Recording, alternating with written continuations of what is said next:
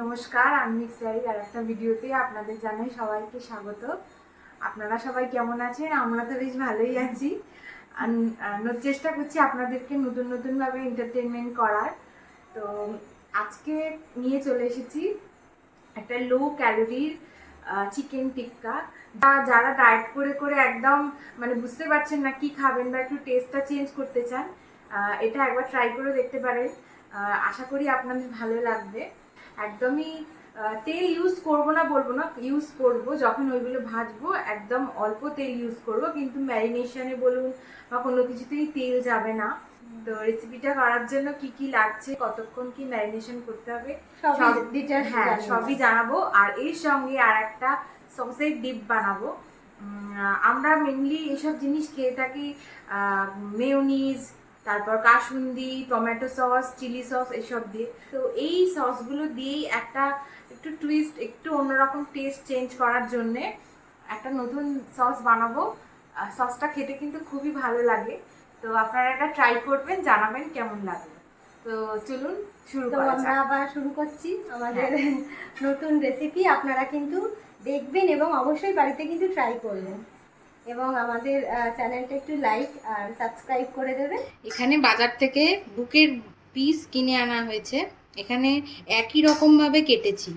দোকানে ওদেরকে কাটতে দিলে ওরা হয়তো একটু অন্যরকমভাবে ছোট বড় করে দেবে, ওই জন্য সলিড পিস বুকের পিস কিনে এনে আমি সব একই রকমভাবে একই সাইজের পিসগুলোকে রেখেছি, যাতে পিসগুলো সমানভাবে সিদ্ধ হয়। তো ধুয়ে আমি জল ঝরিয়ে রেখেছি। এটা এবারে আমি একটা মশলা তৈরি করব। এই যে এখানে নিয়েছি জল ঝরানো টক দই, হচ্ছে 5 চামচ আছে টক দই। আচ্ছা, আর মাংসটা কতটা? মাংসটা মনে হয় 1 কেজি মতো হবে। মাংসটা 1 কেজির থেকে একটু বেশি হবে। আচ্ছা, 1 কেজি 250 মতন মাংস, তাতে 5 চামচের মতো টক দই। আচ্ছা, এই টক দইয়ের মধ্যে এবারে আমি একটু দেব রসুন ক্রাশ করা। আচ্ছা, যেহেতু এটা আমি হেলদি ওয়েতে বানাচ্ছি, তাই জন্য চেষ্টা করব যতটা কম পরিমাণ মশলা ইউজ করা যায় আর টেস্টি হয়। এখানে আপনারা চাইলে পেঁয়াজ আদাও দিতে পারেন, আর আমি শুধু রসুনটা ইউজ করলাম, লঙ্কার গুঁড়ো ইউজ হবে না, তাই জন্য এখানে দিলাম 1.5 চামচের মতো। হ্যাঁ, কারণ একটু ঝালঝাল না হলে চিকেনটা ভালো লাগে না। ছোটো চামচের 1 চামচ জিরের গুঁড়ো, ধনের গুঁড়ো, তারপরে দেব গরম মশলার গুঁড়ো। অনেকের কাছে তন্দুরি মশলা থাকে, আমার কাছে যেহেতু এই মুহূর্তে নেই, এই ধনে জিরে আর গরম মশলার সাবস্টিটিউট হিসাবে আপনারা ডাইরেক্ট তন্দুরির মশলাও ইউজ করতে পারেন। গরম মশলার গুঁড়ো এটা দিলাম আমি 1/2 চামচ। অনেকে কী করে, টিক্কা বলো বা তন্দুরি বলো, ফুড কালার ইউজ করে। আমি এখানে ফুড কালার দেবো না, ফুড কালার তো একদমই ভালো না, তাই জন্য এখানে দেব 1 চামচ কাশ্মীরি লঙ্কার গুঁড়ো। এবারে দেব 2টি লেবুর রস। আমি এখানে গন্ধরাজ লেবু ইউজ করছি, আপনার কাছে যেটা অ্যাভেলেবেল থাকবে ইউজ করতে পারেন। এখানে যেহেতু তেল ইউজ করব না, তাই জন্য মাংসটা একটু বেশিক্ষণ ম্যারিনেশন হলে মশলাটা ভালো ঢুকবে। এখানে আপনারা অলিভ অয়েলও ইউজ করতে পারেন, কিন্তু আমি এখানে কোনো তেলই ইউজ করব না, যেহেতু ভাজার সময় একটু তেল দেব। আচ্ছা, এই মশলাটার মধ্যে এবারে দেব একটু নুনটা দিলাম। নুনটা দিয়ে ভালো করে আগে মশলাটা এভাবে মাখিয়ে নিতে হবে। এখনই মশলা থেকে একটা সুন্দর গন্ধ বেরোচ্ছে, ঠিক তন্দুরি গন্ধ। হ্যাঁ, মশলাটার মিশ্রণটা যত ভালো হবে মাংসটা খেতে তত ভালো হবে। আপনাদের কাছে যদি সময়ের অভাব হয়, সময় যদি না থাকে, তাড়াতাড়ি করতে চান, তাহলে অন্তত 1/2 ঘন্টা কম করে ম্যারিনেট করে রাখবেন। আর বললামই তো, যতক্ষণ বেশি ম্যারিনেশন হবে ততক্ষণ ভালো। আমি আজকে রাত্রিরে এটা বানাবো, তাই জন্য বেলার দিকেই ম্যারিনেট করে রেখে দেব, ফ্রিজে রেখে দেব। এবারে মশলাটার মধ্যে চিকেনটা ঢেলে দিলাম। আর ভালো করে মাখাতে হবে। দেখেই দেখুন এত সুন্দর লাগছে। এটা যখন টিক্কা হবে তখন তো মনে হয় আমার জিভ থেকে জল চলে আসবে। এই যে ম্যারিনেশনটা করছি, দেখুন চিকেনটার গায়ে ভালোভাবে মশলাটা লেগে গেছে। কসুরি মেথি গরম তাওয়ার মধ্যে দিয়ে একটু নেড়ে নিয়েছি, ক্রাশ করে দিয়ে দেব। যদি আপনারা কম সময়ের জন্য করেন, একটু টেস্টটা বেটার হওয়ার জন্য তেল দিতে পারেন, সামান্য অলিভ অয়েল একটু হোক তেল হোক, বা হ্যাঁ সাদা তেল বা যাই white হোক, oil, অল্প একটু লো ক্যালোরির যে এখন অনেক রকম বাজারে তেল বেরিয়ে গেছে। দেখুন আমার চিকেনটার মধ্যে কিন্তু মশলা অতিরিক্ত হয়নি, জাস্ট যতটুকুনি কোট করার মতো ততটুকুনি। আমার ম্যারিনেশন করা হয়ে গেছে, এবারে আমি এটাকে ফ্রিজের মধ্যে রেখে দেবো। এই যে চিকেনটাকে ম্যারিনেট করে রেখেছিলাম মোটামুটি 5-6 ঘন্টার মতো, ফ্রিজ থেকে বার করে নিয়েছি। চেষ্টা করবেন বানানোর অন্তত 1-1.5 ঘন্টা আগে ফ্রিজ থেকে চিকেনটাকে বার করে নেওয়া, যাতে একটু রুম টেম্পারেচারে নেমে যায়। তো এই চিকেনটাকে এবারে আমি কি করব, যেহেতু কম তেলে আমি জিনিসটাকে ভাজবো, তাই জন্য এই চিকেনটাকে এই কাঁটা চামচ দিয়ে একটু ফুটো ফুটো করে নেব। আর যেহেতু অনেকক্ষণ চিকেনটা ম্যারিনেট করা আছে, তাই জন্য চিকেনটা কিন্তু খুবই নরম হয়েছে। আপনারা ফুটো ফুটো এই প্রসেসটাকে স্কিপ করতে পারেন। আপনারা দেখছেন আমাদের এই চিকেনটা যেটা কাঁটা চামচ দিয়ে ফুটো ফুটো করা হচ্ছিল, সেটা প্রায় পুরো কমপ্লিট হয়ে গেছে। এবার বাকি প্রসিডিউরগুলো দেখানো হবে। দেখছেন খুব ভালো করে এরকম করে নেওয়ার ফলে ভিতরে মশলাটাও ঢুকেছে এবং চিকেনটা খুব তাড়াতাড়ি সিদ্ধ হয়ে যাবে। এটা হচ্ছে টাটার কোল্ড প্রেস মাস্টার্ড অয়েল। এটা হচ্ছে মাস্টার্ড অয়েল, আপনারা এতেও করতে পারেন। এটা হচ্ছে কি, এতে মানে কোলেস্ট্রল, ফ্যাট এগুলো সব মানে নেই আর কি। তো অনেকে অলিভ অয়েলে করে, অনেকে হোয়াইট অয়েলে করে। তো আমি আজকে হোয়াইট অয়েলেই করব, এটাতে আজকে করছি না, যেহেতু স্ন্যাক্স আইটেম সর্ষের তেলে খুব একটা ভালো আসে না, মানে ফ্লেভারটা ভালো আসে না, তাই জন্য আমি সাদা তেলেই করছি। তো ফ্রাইং প্যানটা বসিয়ে দিয়েছি। এতে কি করব, এই যে আমার কাছে সাদা তেল নিয়ে নিয়েছি একটা বাটিতে, আর এটা হচ্ছে অয়েল ব্রাশ। আপনাদের কাছে যদি অয়েল ব্রাশ না থাকে, আপনারা চামচে করে তেল নিয়ে দিতে পারেন। আমি একদম কম তেল নিয়ে পুরো প্যানটাকে গুলিয়ে নেব ভালো করে। তেলটাকে ছড়িয়ে দিলাম ভালো করে, দিয়ে এটাকে আগে আমি ভালো করে হিট করে নেব। প্যানটা গরম হয়ে গেছে, আমি একদম স্লো ফ্লেম করে দিলাম। দেখুন ফ্লেমটা একদমই স্লো। আমি এবার আচ্ছা, এটা লো ফ্লেমেই ভাজতে হয়, তাই হ্যাঁ তো? হ্যাঁ, নাহলে পুড়ে যাবে। আমি এবার চিকেনগুলোকে একটা একটা করে দিলাম। আগে একটু গ্যাপ দিলাম যাতে যাতে উল্টাতে পারি।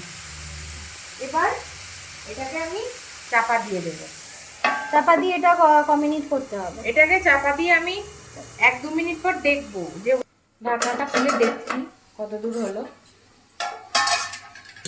দেখুন চিকেন থেকে জল বেরিয়েছে, যেহেতু দই আছে ওই জন্য চিকেন থেকে জল বেরিয়েছে। এবার আমি এগুলোকে একটু উল্টে উল্টে দেব।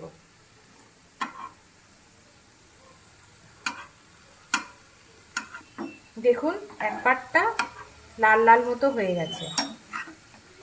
তেল কম তো বারবার একটু দেখে নেবেন যে এটা পোড়া লেগে যাচ্ছে কিনা। যদিও এটায় পোড়া লাগলে তবেই খেতে ভালো লাগে। তো আপাতত এরকম করে আমি আরও 2-3 মিনিট রেখে দেবো। 2-3 মিনিট পর ফিরে আসছি। ওদিকে চিকেনটা হোক, ততক্ষণে আমি সসের ডিপটা বানিয়ে ফেলি। এই যে একটা বাটি নিয়ে নিয়েছি, বাটির মধ্যে এই হ্যান্ড ব্লেন্ডারটাও নিয়েছি, যাতে ভালোভাবে মিক্স করা যায়। এই মিক্স আপনারা চামচ দিয়েও করতে পারেন।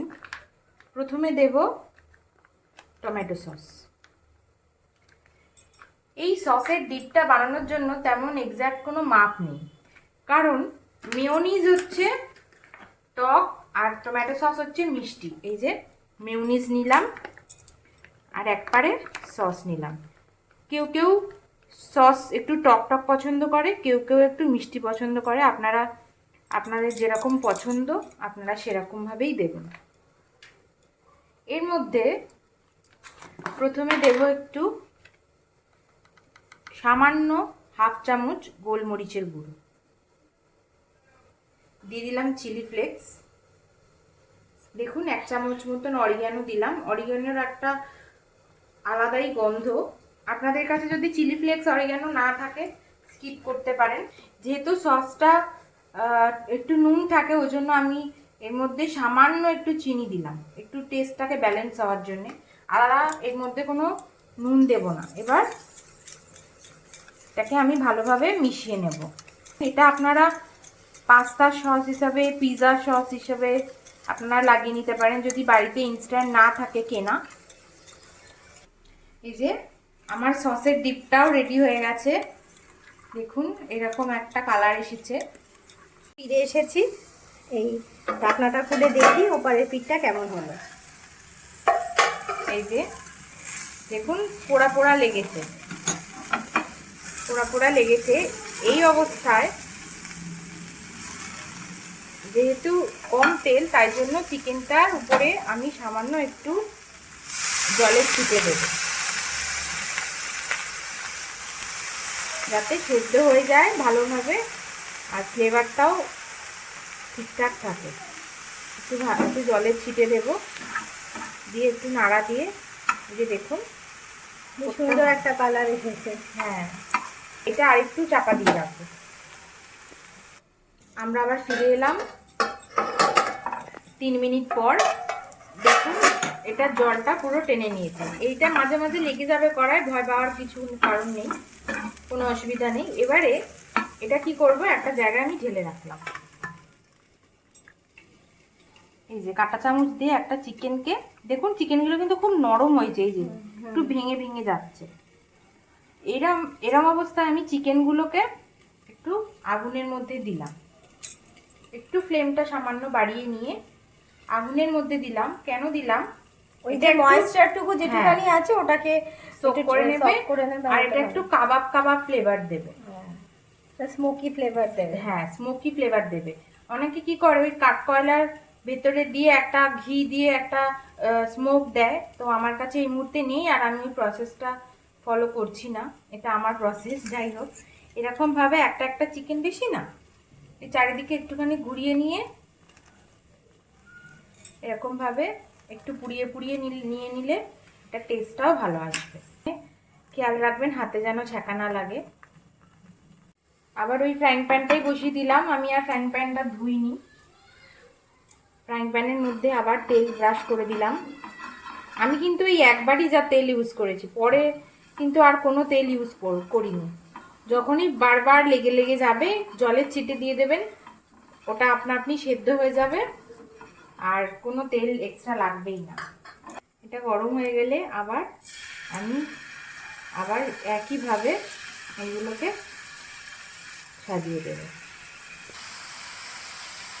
এরকম করে ফ্লেমটা একদম আবার সেম স্লো করে দিয়েছি, দিয়ে ঢাকা দিয়ে দিলাম। এটা 3 মিনিট পর আমি আবার উল্টাবো। আমি আবার ফিরে এলাম 3 মিনিট পর, ফ্রাইং প্যানটা খুললাম। এবার আগের যে চিকেনগুলো দিয়েছি উল্টে দেবো। এবারে এক পাটটা হয়ে গেছে, কালার এসে গেছে, এই যে উল্টে দিচ্ছি। এটা হলো সেকেন্ড ব্যাচটা। এই যে দেখুন একটু একটু লেগে লেগে যাচ্ছে, এটাকে ছাড়িয়ে দিয়ে একটু পোড়া পোড়া মতো লেগেছে। এবারে আমি এটাতে জলের ছিটে দেব, যাতে এটা ভালোভাবে সেদ্ধ হয়ে যায়। এরকম জলের ছিটে দিয়ে এটাকে নাড়িয়ে আবার রেখে দেবো ঢাকা দিয়ে। প্যান থেকে নামিয়ে নিয়ে আবার চিকেনগুলোকে এরকম কাঁটা চামচের মধ্যে ঢুকিয়ে